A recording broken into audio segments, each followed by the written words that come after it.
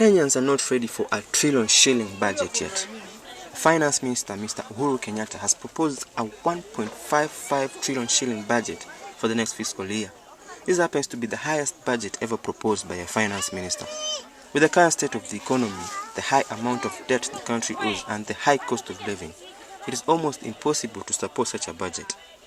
Questions are being raised by the locals regarding the source of funding and whether there is a hidden agenda behind this huge budget. Local business owners are worried that the cost of doing business is likely to rise due to indirect taxation. Some owners claim they are finding it hard to restock with the current state of the economy, and they predict a worse situation should the budget go through. Unga ni pesa ngapi saizi? Unga na check hadi 100. Ai, hiyo maisha ni ngumu sana. Wewe by the way, ambia wase, no wanisikize.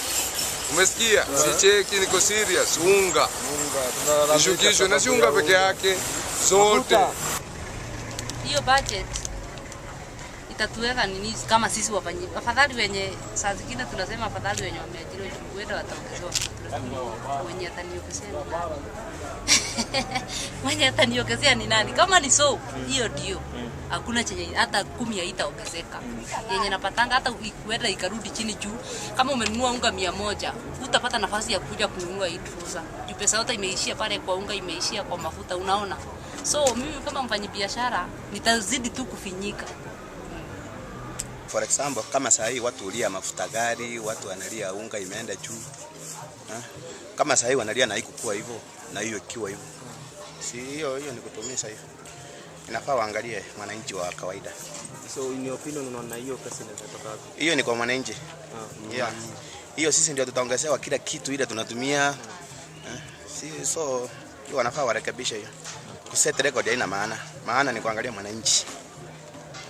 The government machinery must get bids of sourcing funds in doing everything.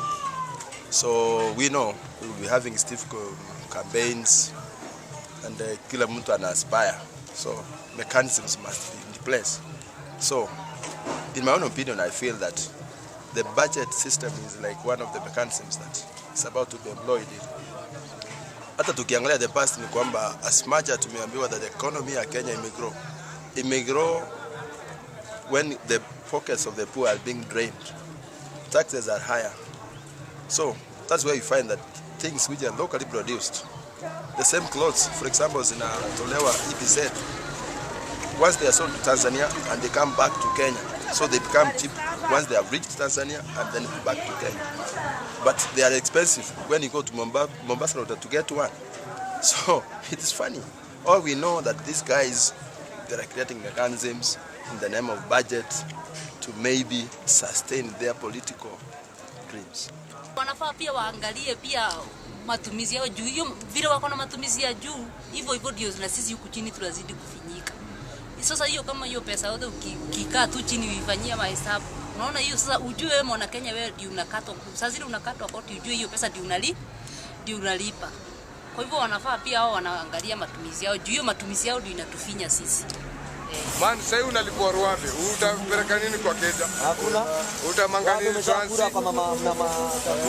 Man, ambia wase wako serious. Bila sio hivyo. Yes. Could this be another plot by the political class to enable the finances for next year's elections?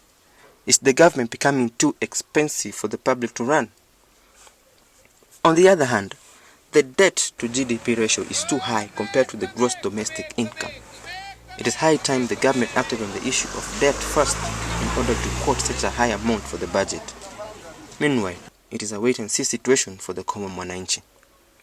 George Majesu, reporting for Kibera TV, Nairobi.